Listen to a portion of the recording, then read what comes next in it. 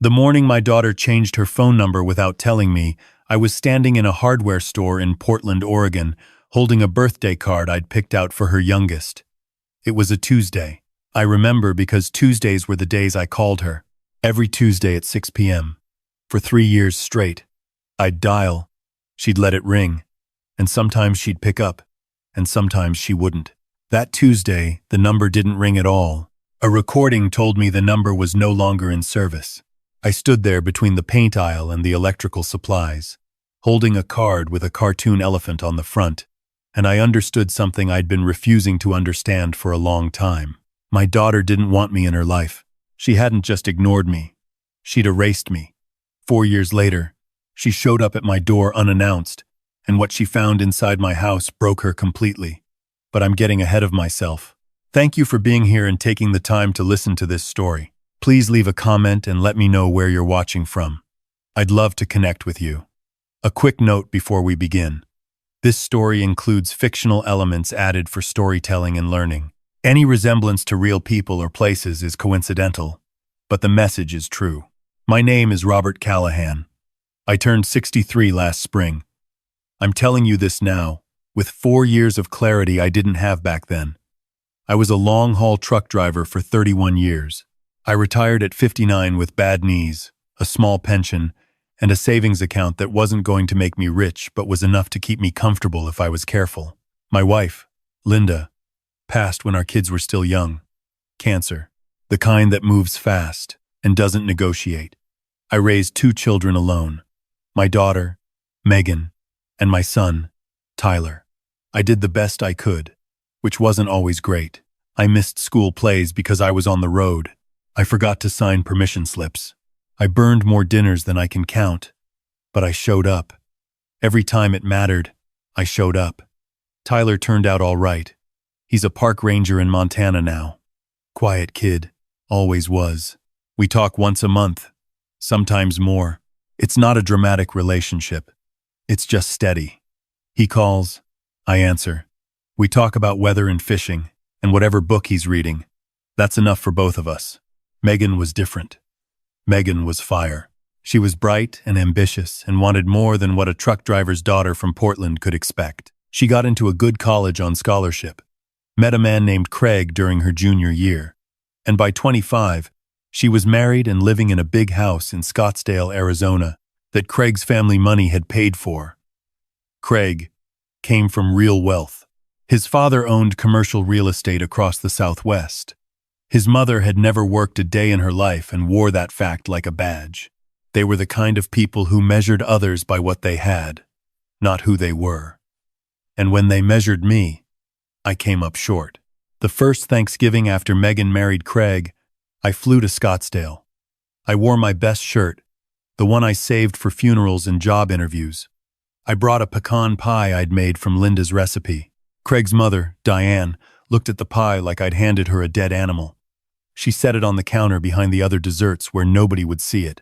At dinner, Craig's father, Richard, asked me what I did for a living.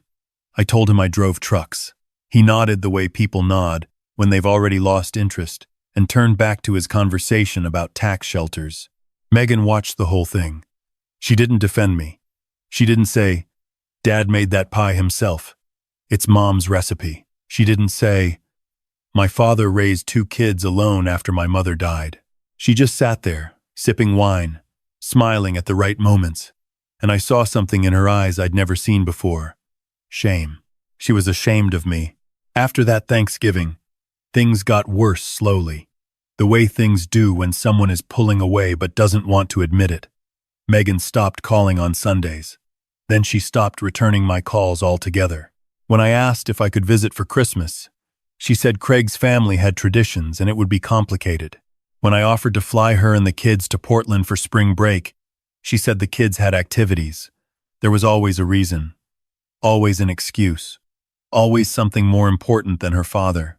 The birthday cards I sent came back unopened, not returned to sender, just never acknowledged. I'd call and ask if the kids got the cards, and Megan would say, "Oh yeah, I think so. Things have been crazy here." After a while, I stopped asking. Tyler told me to give her space. She's building her life, Dad. he said. She'll come around. But I could hear the doubt in his voice. Tyler knew his sister. He knew that when Megan decided something, she committed to it fully, and she'd decided that I didn't fit into the life she was building. The phone number change happened 3 years into this slow disappearing act. 3 years of Tuesday calls that went unanswered or were cut short. 3 years of holidays spent alone because Megan was busy and Tyler was in Montana, and the house I'd lived in for 30 years felt bigger and emptier every December. I stood in that hardware store holding that birthday card, and I felt something I hadn't felt since Linda died. I felt invisible, like I'd stopped existing to the one person I thought would always see me. I went home that night and sat at the kitchen table where I'd fed my kids for 20 years. Macaroni and cheese on Mondays, spaghetti on Wednesdays, pancakes every Saturday morning. The table still had a burn mark from when Tyler knocked over a candle when he was 7. The chair Megan always sat in still had a wobble I'd never fixed because she said it was her thing. I sat at that table, and I cried. Not loud, not dramatic, just a quiet leak of everything I'd been holding together for 3 years. Then I made a decision. I was going to sell the house. I was going to leave Portland. I was going to start over somewhere nobody knew me. Somewhere I wasn't Robert Callahan, the truck driver whose daughter left him behind. I found a small house in Savannah, Georgia. I'd driven through Savannah dozens of times on my routes. Always loved the trees, the Spanish moss, the way the city moved at a pace that felt human. The house was nothing special. 2 bedrooms, a small porch, a yard big enough for a garden. It cost me $187,000, which left me enough savings to live carefully for a long time. I moved in February. Savannah in February is gray and cool, not cold like Portland, but not warm either. I unpacked boxes alone. I set up the kitchen. I hung Linda's photo in the hallway. I put Megan and Tyler's school pictures on the mantle.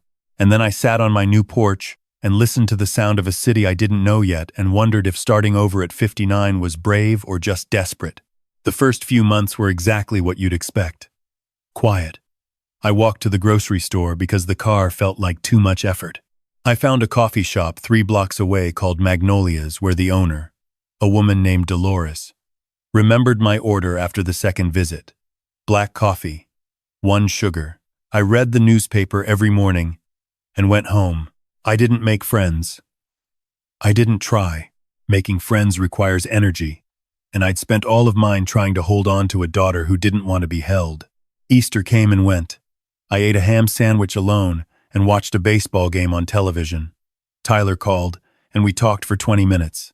He asked if I'd heard from Megan. I said no. He was quiet for a moment and then changed the subject. The 4th of July was when everything changed. I walked to the riverfront that evening because Savannah does fireworks over the Savannah River, and I figured I'd rather be alone outside than alone inside. The riverfront was packed. Families everywhere, kids on shoulders, couples holding hands, groups of friends laughing and sharing food from coolers. I found a bench slightly away from the crowd and sat down. The fireworks started, and they were beautiful, bright, loud, the kind of spectacle that makes you feel small in the best way.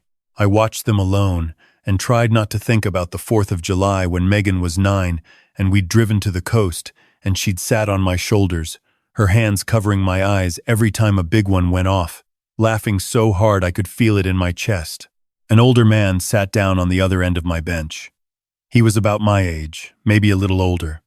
Tall, thin, dark skin, wearing a veteran's cap with a Navy insignia. He was alone too. I could tell by the way he held himself. There's a posture that lonely people share. A kind of contained stillness, like they're trying not to take up too much space. We sat through 3 rounds of fireworks without speaking. Then he turned to me and said, "You know what's worse than being alone on the 4th of July?" I looked at him. "What? Being alone on the 4th of July when you've got family somewhere who should have called?" I almost laughed. "Yeah," I said. "That sounds about right."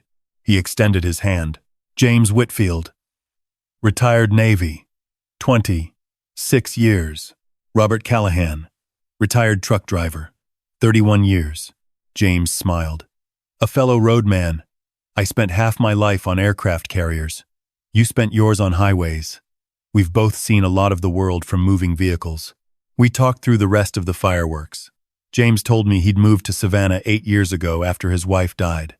He had a son in California who called on holidays, and a daughter in Atlanta who didn't call at all. When he said that, something passed between us. Recognition. Estranged? I asked. That's the polite word for it, James said. She married money.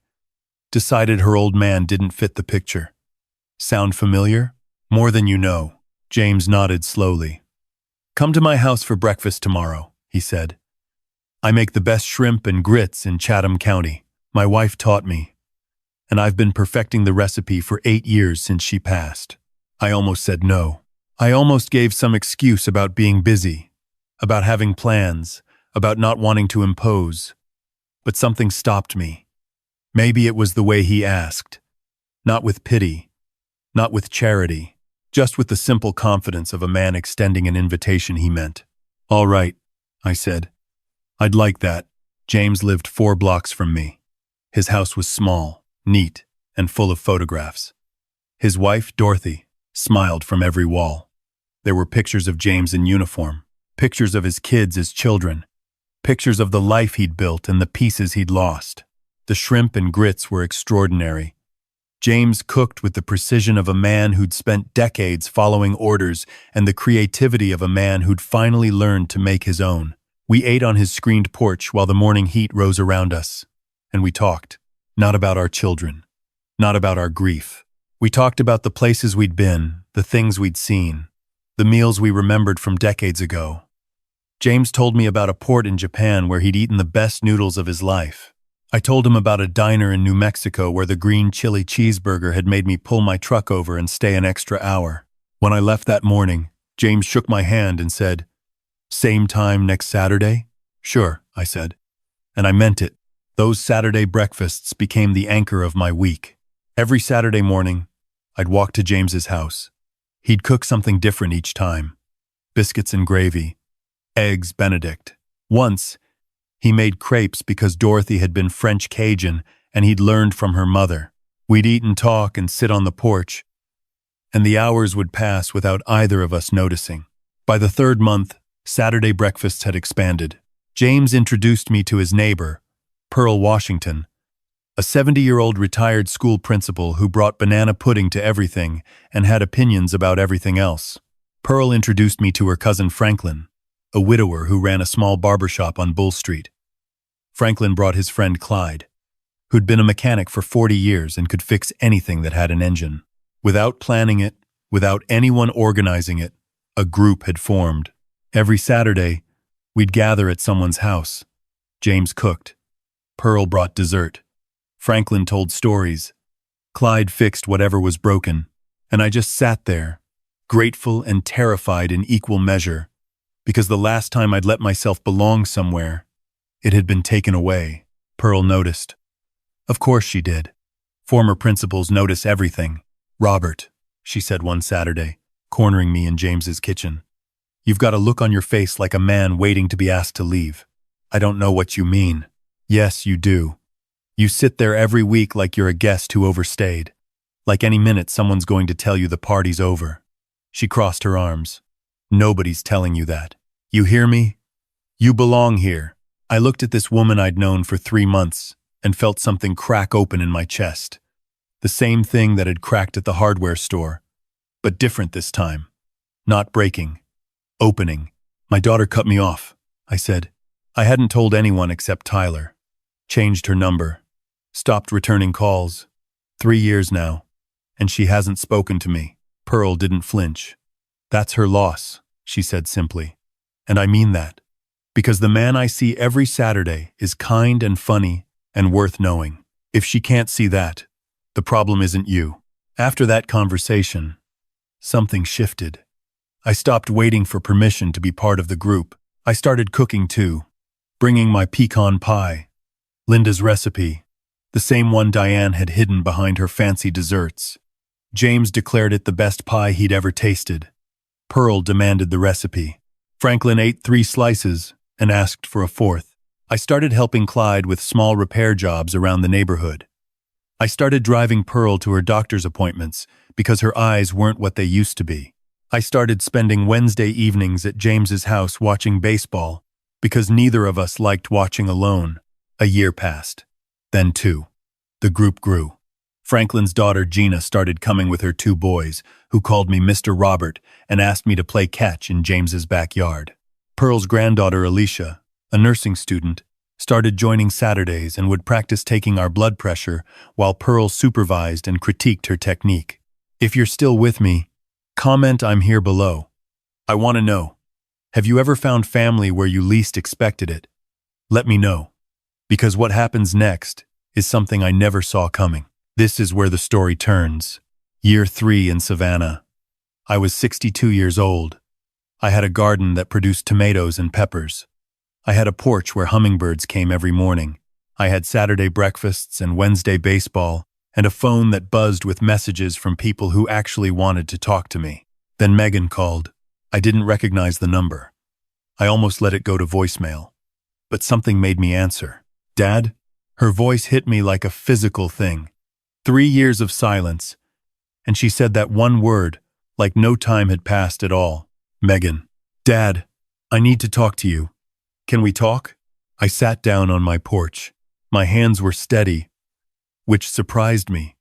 My heart was not. We're talking, I said. I mean in person. I want to come see you. I want to bring the kids. They barely remember you, Dad, and that's my fault, and I want to fix it. 3 years ago, those words would have broken me open. I would have said yes before she finished the sentence. I would have booked her flights, cleaned the house, bought gifts for grandchildren I hadn't seen since they were toddlers. But I wasn't the same man I'd been 3 years ago. What changed? I asked. There was a pause. Craig and I are going through a rough patch, she said. His father's business lost a lot of money. Things are tight, and I've been thinking about what matters. About who I pushed away. I heard it. The thing William probably heard when his own child called. The structure beneath the words. The careful ordering of details. First, make it emotional. Then, reveal the crisis. Then, position the ask. What do you need, Megan? I don't need anything. I just want to see my dad. But there was something in her voice. A slight hesitation. A thinness. I'd heard that voice before. I'd heard it from Megan when she was 16 and had crashed the car and was calling to tell me she was fine before admitting the bumper was destroyed. Then come visit, I said. You're welcome anytime. We set a date. 2 weeks out. I hung up and immediately called James. She's coming, I said. James was quiet for a moment. How do you feel? Scared. Happy. Suspicious. All three at the same time. That sounds about right, James. I think she's going to ask me for money. Maybe, he said. Or maybe she really does miss you. People can want 2 things at once. The question is which one she's leading with. How do I tell the difference? You'll know, James said. You've spent 3 years learning what real shows up looks like. You'll recognize the fake when you see it. Pearl said something similar when I told her. Don't you dare apologize for being cautious, she said. You've earned that caution. But don't close the door before she walks through it either. Just keep your eyes open. Megan arrived on a Saturday. She'd flown from Scottsdale with the kids. Sophie was 6 now. Jack was 4. I hadn't seen them since Sophie was 3 and Jack was barely walking. When Megan stepped out of the rental car in my driveway, I saw the change immediately. She was thinner. The confidence she'd worn like armor in Scottsdale was gone. She looked tired in a way that went deeper than sleep. The kids hid behind her legs. Sophie, Jack, this is your grandpa, Megan said. I told you about him, remember? Sophie peered at me with eyes that looked exactly like Linda's. You're the truck man, she said. That's right, I said. I drove trucks for a long time. Did you ever crash? Once, but just into a snowbank. Nobody got hurt. Sophie considered this, then nodded, apparently satisfied. Jack just stared at me like I was a puzzle he couldn't solve. We went inside. Megan looked around my small Savannah house, at Linda's photo in the hallway, at the school pictures on the mantle that included her own. at the lived-in kitchen and the garden visible through the back window. "This is nice, Dad," she said. "Really nice." We spent the afternoon together. I made lunch. The kids warmed up slowly. By evening, Sophie was showing me her drawings and Jack had fallen asleep on my couch with his shoes still on. After the kids were in bed, Megan and I sat on the porch. The Savannah night was warm. Somewhere down the street, someone was playing piano with their windows open. "Dad, I owe you an apology," she said. "I cut you off. I changed my number. I let Craig's family make me feel like you weren't good enough, and instead of standing up for you, I just went along with it." "Why?" I asked. Not with anger. I genuinely wanted to understand. "Because I was scared," she said. "Scared that if Craig's family saw where I really came from, they'd judge me. Judge Megan, the truck driver's daughter. And Craig, he never said it directly, but he let his parents say it. He let them look down on you. And I let him let them. And now?" Megan looked at her hands. "Now Craig's father lost most of his money in a bad real estate deal. The big house is being sold. Craig is working for the first time in his life, and he's angry about it. And suddenly all those people who look down on a truck driver's daughter aren't answering Craig's calls either." There it was. Not a direct ask, but the setup, the context, the preparation. "I'm sorry that's happening," I said. "But Megan, I need to ask you something directly. Are you here because you missed me, or because you need something?" Her face crumbled. "Both," she whispered. "I hate that it's both, Dad. I hate that it took everything falling apart for me to realize what I threw away. But I'm being honest. It's both." I respected the honesty. That was more than I'd expected. "What do you need?" "We can't afford the house anymore. Craig's parents aren't helping. I've been looking for work, but I haven't had a job since college and nobody's calling me back.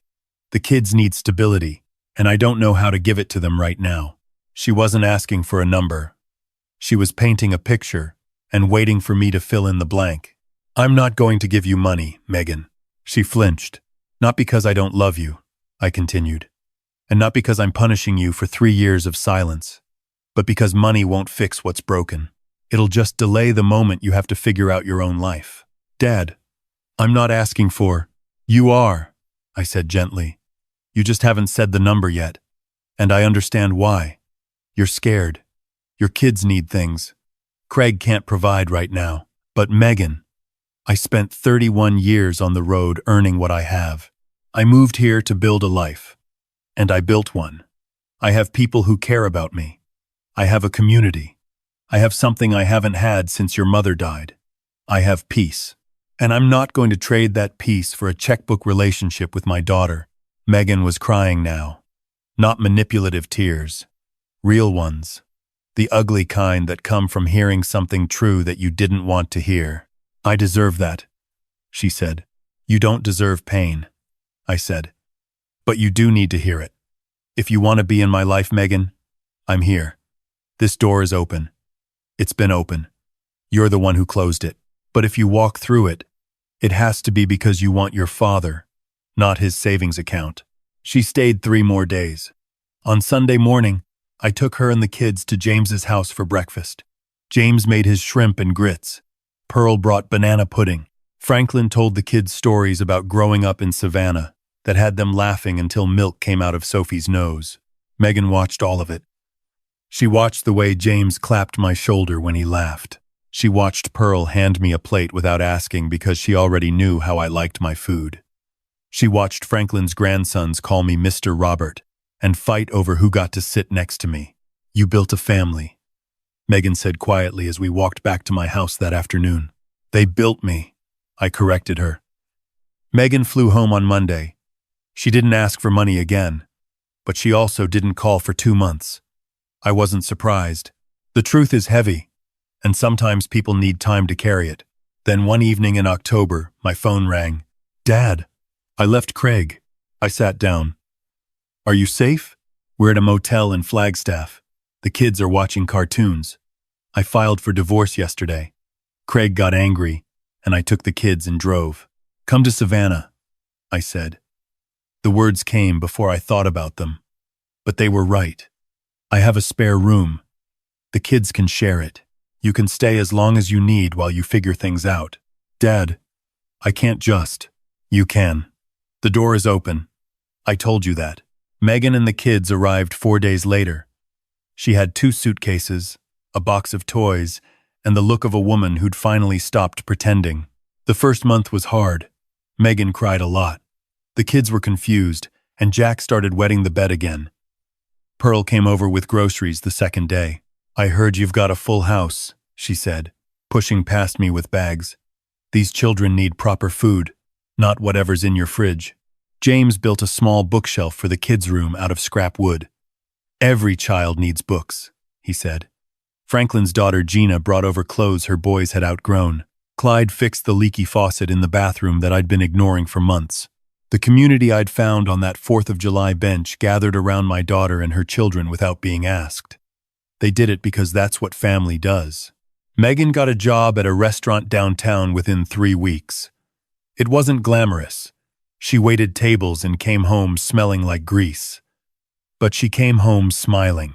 Sophie started first grade at the school down the street, and her teacher told me at pickup that she was the brightest kid in class.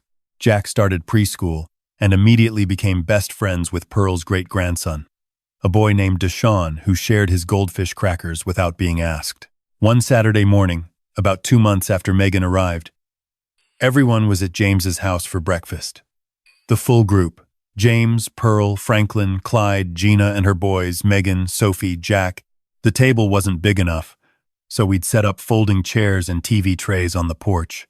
Sophie was sitting on James's lap, asking him about the Navy. Jack was under the table with Deshaun, building something out of napkins. Megan was helping Pearl serve plates, and I heard Pearl say something to her that made Megan stop and press her hand to her mouth. Later, I asked Megan what Pearl had said. She told me I was brave, Megan said, her eyes filling. She told me that walking away from a life that was killing my spirit was the bravest thing a mother could do, and she said she was proud of me.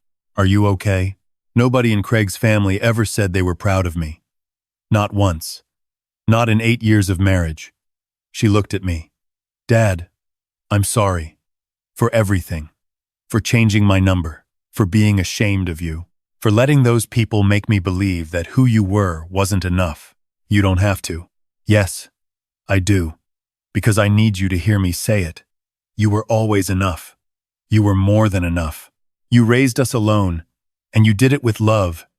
And I threw that away because some woman in a big house looked at your pie wrong. I laughed. I couldn't help it. Linda's pecan pie, Mom's pecan pie, Megan said, laughing through tears. The best pie in the world, and I let Diane put it in the back like it was nothing. Well, I said. Last week, Franklin ate the entire thing by himself and James nearly tackled him for the last slice. So I'd say the pie found its audience. Megan hugged me, and I held my daughter for the first time in 4 years, and I felt something I thought I'd lost forever. Wholeness. Tyler flew in for Thanksgiving that year. He met James and Pearl and Franklin and Clyde and the whole group. He sat at the table and looked around at this collection of people who had no blood connection to each other and had chosen to be family anyway, and he shook his head. Dad, he said, you found your people. They found me. I said. I was sitting on a bench, feeling sorry for myself, and a man in a Navy cap decided I was worth talking to. James raised his glass. Best decision I ever made. That Thanksgiving, I said grace for the first time in years. I'm not a man who talks much about God, but sitting at that table, looking at the faces of people who had chosen me and whom I had chosen back, I felt something larger than any of us. I'm grateful, I said, for this table, for these people, for my daughter, who came home, for my son, who never left, for James, who sat on a bench next to a stranger and saw a friend, for Pearl, who told me I belonged before I believed it. For all of you, you taught me that family isn't about blood or obligation or proving yourself. Family is about showing up. Family is about choosing each other every day without keeping score. Sophie tugged my sleeve. Grandpa, the food's getting cold. Everyone laughed. And I said, Amen. If you're still here, if this story meant something to you, I want you to know the lesson I learned. Don't waste your years waiting for someone to decide you're worth loving. Don't measure your value by the people who walked away. Walk toward the people who stayed. Walk toward the people who see you. Walk toward the bench, the breakfast table, the porch where someone is waiting with a plate they made just for you. Family isn't what you're born into. Family is what you build when you're brave enough to start over. And God doesn't just send love through blood. He sends it through strangers on benches, through women who bring banana pudding, through men who cook shrimp and grits at 8 a.m. on a Saturday because they'd rather share a meal than eat alone.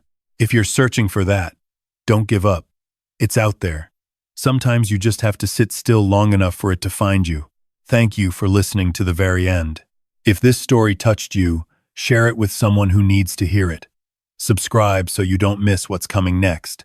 And if you've found your chosen family, tell me about them in the comments. The next story begins soon. I hope you'll stay.